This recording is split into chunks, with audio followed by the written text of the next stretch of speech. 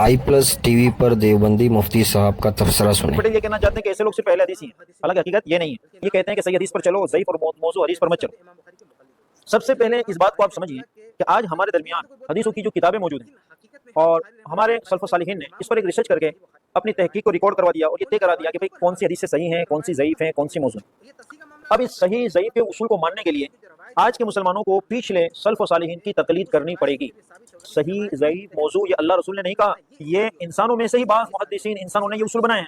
तो आपका तो ये दावा है कि सिर्फ कुरान हदीस को मानो, अल्लाह रसूल के अलावा किसी की बात मत मानो। अगर आपको हदीस पर ये बात माननी है कि कौन सी सही है, ज़ईफ है, मौजू है, इसके लिए आपको तकलीद करनी पड़ेगी। एक दूसरी गलत फहमी जो ये लोग फैलाते हैं, कहते हैं कि ये अहले हदीस तमाम मुहद्दिसीन की तकलीद करते हैं, बल्कि नाम लेते हैं उसमें इमाम बुखारी के मुक़ल्लिद होते हैं। अहले हदीस क्या होते हैं? इमाम बुखारी के मुक़ल्लिद होते हैं। तो रिवायतों को आप कबूल करते हैं या रद्द करते हैं, तो ये मसला इज्तिहादी नहीं। इज्तिहादी मसला क्या होता है? किसी रिवायत पर सेहत और ज़ौफ़ का हुक्म लगना, ये इज्तिहादी होता है। ये चीज क्या होती है? इज्तिहादी होती है। किसी रवायत को सही कहना या ज़ईफ कहना, ये इज्तिहादी मसला होता है। लेकिन हम इसमें किसी की तकलीद नहीं करते। ऐसा नहीं कि इमाम बुखारी रहमतुल्लाह ने किसी हदीस को सही कह दिया तो हम लाजिमन उसको सही बोलेंगे, इल्ला ये कि इजमा हो गया। सही बुखारी में इसलिए हम सही बोलते हैं क्योंकि इजमा हो चुका है। लेकिन सही बुखारी से हट के बाहर अगर इमाम बुखारी रहमतुल्लाह किसी रवायत को सही बोलते हैं, जैसा कि इमाम तिरमिज़ी रहमतुल्लाह की किताब सुनन तिरमिज़ी है, उसमें आप बहुत सारी अहादीस के बारे में इमाम बुखारी रहमतुल्लाह का हुक्म मिलेगा कि इमाम बुखारी रहमतुल्लाह उसको सही कहते हैं, लेकिन उससे इख्तलाफ किया जाता है। इसी तरह से इमाम बुखारी रहमतुल्लाह सही बुखारी से बाहर, सही बुखारी में तो सब सही रखे हैं, लेकिन बाहर कुछ हदीसों को ज़ईफ कहते हैं। उनमें से कुछ हदीसें सही मुस्लिम में भी है जिनको इमाम बुखारी रहमतुल्लाह ज़ईफ कहते हैं। लेकिन हम नहीं मानते इमाम बुखारी रहमतुल्लाह की बात, तज़ीफ नहीं मानते। इमाम मुस्लिम और दूसरे मुहद्दिसीन की जो राय है उसको तरजीह देते हैं। तो ये इज्तिहादी मसला है सही ज़ईफ करना। लेकिन रवायतों को कबूल करना, जब ये बात साबित होगी कि ये नबी से चीज साबित है, अब उसको या तो आप कबूल करेंगे तो जाहिर सी बात है, और आप जो है अहले हदीस हैं, हदीस को मानने वाले हैं। अगर आप उसको रद्द करेंगे तो हम उसको मुनकर हदीस बोलते हैं। मुनकर हदीस क्यों बोलते हैं भाई? किसी की इज्तिहाद को कोई रद्द कर दिया उसको मुनकर हदीस नहीं बोलते। जब साबित हो गई ये हदीस, अब उसको मानना लाजिम है, उसको मानना वाजिब। लेकिन एक आदमी की नजर में उसके ज़ईफ होने की कोई दलील नहीं है, साबित शुदा है, पूरी उम्मत का इजमा, फिर भी हाँ, हुक्म के मसले में अगर कोई कहता है ना कि किसी ने इस रवायत पे हुक्म लगाया है कि सही है, और जो एक इमाम की बात हम मानेंगे तस्हीह में, बाकी किसी की नहीं मानेंगे, तो ये तकलीद हो सकती है। लेकिन ऐसा दुनिया में आज तक मौक़िफ़ किसी का नहीं रहा है कि किसी ने सही कह दिया तो हम उसको मानेंगे और ज़ईफ कह दिया तो हम उसको ज़ईफ मानेंगे। आज तक किसी भी आलिम के बारे में ऐसा मौक़िफ़ नहीं बना है। अच्छा, मैं वाज़ेह कर दूं कि शेख अलबानी रहमतुल्लाह के बारे में कुछ लोग ये कहते हैं कि शेख अलबानी रहमतुल्लाह के बारे में अहले हदीस इनकी तकलीद करते हैं, वो हदीस को सही कहते हैं, ज़ईफ कहते हैं। नहीं, तकलीद नहीं, उनसे सवाल करते हैं। देखिए, जो आम उलमा उस मर्तबे के नहीं है कि रवायतों की खुद तहकीक कर सके, वो शेख अलबानी रहमतुल्लाह के फैसले पर एतमाद करते हैं, लेकिन वो मुक़ल्लिद नहीं है। इसके बावजूद भी मुक़ल्लिद नहीं। मैंने कई वीडियो में वाज़ेह कर दिया है कि बगैर दलील के किसी की बात मानना भी तकलीद नहीं है। बगैर दलील के किसी की बात मानना तकलीद तब होगी जब वो आदमी उस बात पर जम जाए और ये सोचे यही हमारा इमाम है, यही कुल है, मसलहतन या किसी भी तरह से उससे सिमट जाए कि अब हमें इसको नहीं छोड़ना है, इसके खिलाफ किसी की बात नहीं सुनना है, यही हमारा सब कुछ है, वो मुक़ल्लिद है। लेकिन अगर एक आदमी बगैर दलील के किसी की बात मानता है, लेकिन उसका ज़हन यह होता है कि अगर इसके बरखिलाफ कोई बात मिलती है तो मैं उसे मानने के लिए तैयार हूं, और तहकीक का दरवाजा भी बंद नहीं करता। ऐसा नहीं कि इसके बाद मैं तहकीक ही नहीं करूंगा, लॉक कर दिया, उसको लॉक नहीं करता है। तो बगैर दलील के भी अगर मानता है ना, तो वो तकलीद नहीं, वो सवाल है। फसअलू अहल ज़िक्र इन कुंतुम ला तालमून, इस आयत पर अमल करता है। फसअलू अहल ज़िक्र इन कुंतुम ला तालमून, इस आयत पे अमल करता है, वो तकलीद नहीं करता। तो शेख अलबानी रहमतुल्लाह का मामला ये है कि उनकी भी कोई भी अहले हदीस आलिम उनकी तकलीद नहीं करता, बल्कि शेख अलबानी रहमतुल्लाह की बहुत सारी अहादीस के बारे में तस्हीह को मानना, ये खुद इस बात की दलील है कि अहले हदीस मुक़ल्लिद नहीं है। क्योंकि आप देखें कि अहले हदीसों में ला इल्मी की वजह से बहुत सारे ऐसे मसाइल थे जो चले आ रहे थे कई जमाने से। मिसाल के तौर पर बच्चा के पैदा होने पर उसके कान में अजान देना, दाएं कान में अजान देना, बाएं कान में इकामत कहना, इसको छोड़ दिया। बताइए, इसको छोड़ दिया क्योंकि शेख अलबानी रहमतुल्लाह ने उसको ज़ईफ कहा। पहले इकामत वाली रवायत को उन्होंने ज़ईफ कहा था, अजान वाली को कहा, ये उम्मीद जाहिर की थी कि हसन है, लेकिन बाद में जब उसकी सनद मिली शेख अलबानी रहमतुल्लाह की तो कह रही है तो ये भी ज़ईफ है, दोनों ज़ईफ है। तो अब जिसको आगाही हुई इस पूरी तहकीक से अहले हदीस को, उसने शेख अलबानी रहमतुल्लाह की बात सुन के ये छोड़ दिया।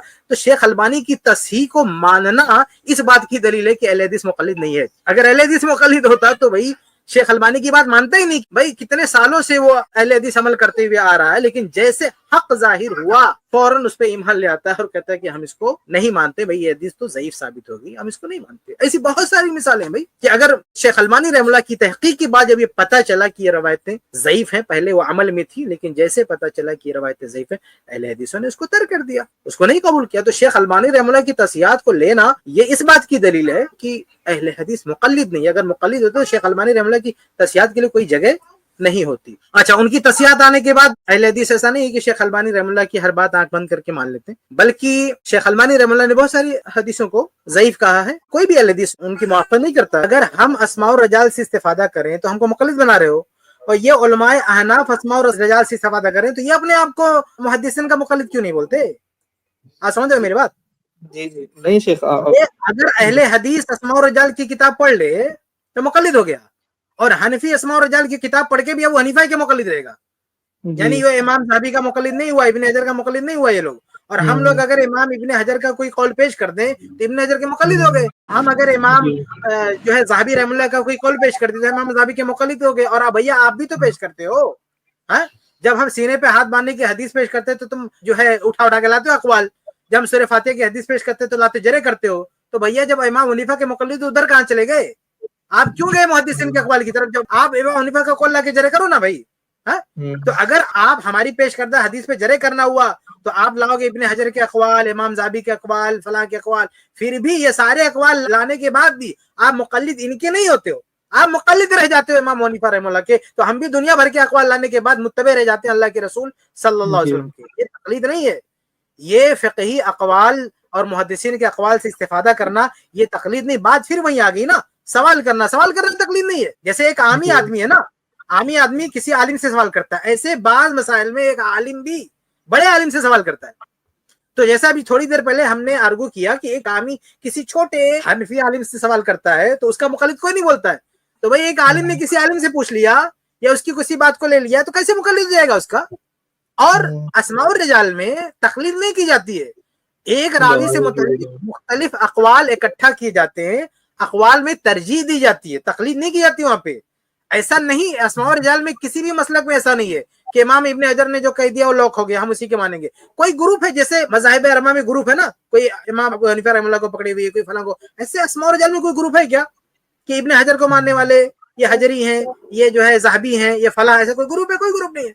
वहां तो सारे अइम्मा यानी जितने अइम्मा मुहद्दिसीन हैं सबके अक़वाल से इस्तिफादा किया जाता है, सबके अक़वाल को पढ़ा जाता है। वही हम भी कह रहे हैं भाई, जैसे अस्मा और रिजाल में ना कोई ग्रुप नहीं बनाए हुए हो, सबसे इस्तिफादा करते हो, सबसे सीखते हो, ऐसे फ़िक़ही अक़वाल में भी सबसे सीख लो ना।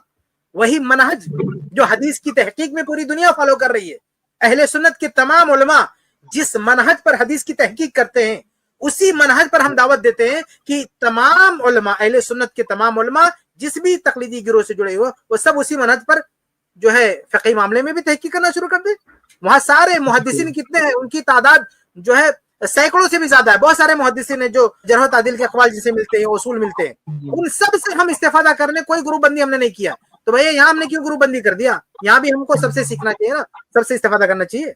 देवबंदी मुफ्ती साहब का दूसरा एतराज़ सुने। कह रहे हैं कि जब अल्लाह के नबी से भूल हो गई, जब सबसे भूल हो सकती है, तो अगर इमाम अबू हनीफा भी इंसान थे, उनसे भी भूलें हो गई है, तो अगर हमारे इल्म में ये बात आए कि उनसे भूल हुई है तो हम उनकी बात को छोड़ देंगे और अल्लाह रसूल की बात लेंगे। देखिए यहाँ पर एक बात मैं कहना चाहता हूँ कि हमें ये पता कैसे चलेगा, आम मुसलमान को जो अरबी नहीं जानता, जो दीन का इल्म नहीं जानता, जो कुरान हदीस का गहराई का इल्म नहीं रखता, उसे कैसे पता चलेगा कि इस मसले में इमाम अबू हनीफा की ये जाती राय है और इसके मुकाबले में नबी पाक सल्लल्लाहु अलैहि वसल्लम का फरमान?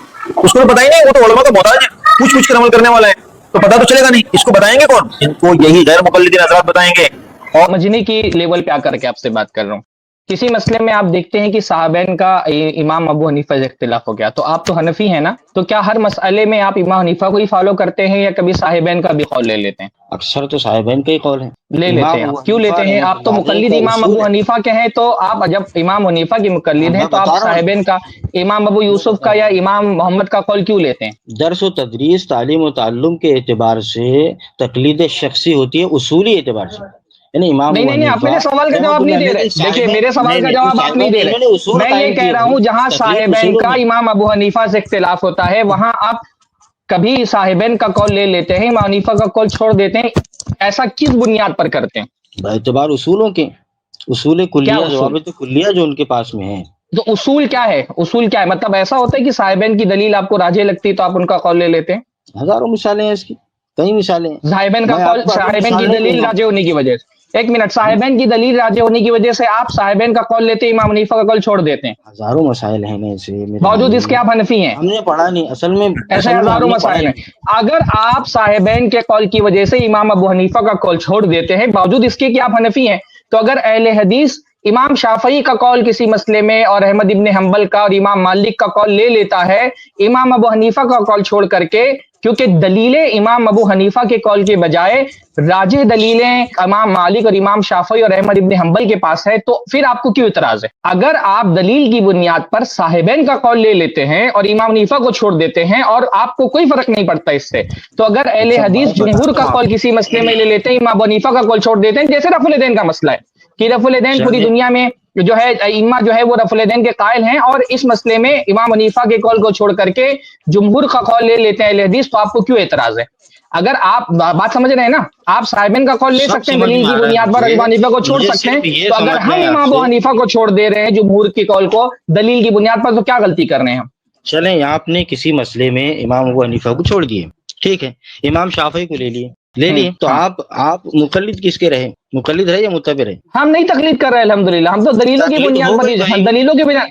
अरे भाई कॉल पर आपने मेरे कॉल का जवाब नहीं दिया, आपने मेरे बात का जवाब नहीं दिया। मेरी बात क्या थी? मेरी बात ये थी कि आपने दलील की बुनियाद पर इमाम अबू हनीफा का कौल छोड़ दिया और साहिबैन का कौल ले लिया। हम ये कह रहे हैं कि यही कहा कि हम अगर इमाम अहमद इब्न हंबल और इमाम मालिक का कौल ले लें, दलील की इत्तिबा हो गई। माशाल्लाह, हम तो यही बोल रहे हैं कि दलील की इत्तिबा होनी चाहिए। फिर बात ही खत्म हो गई ना, फिर तकलीद और इत्तिबा में क्या फर्क है बताएं? आपने ये क्यों, अच्छा ठीक है, इतनी बात हो गई समझ में। हम आप यानी आप जो काम देखिए जो हम कर रहे हैं वही आप भी कर रहे हैं, जो हम कर रहे हैं वही आप भी कर रहे हैं। आप नहीं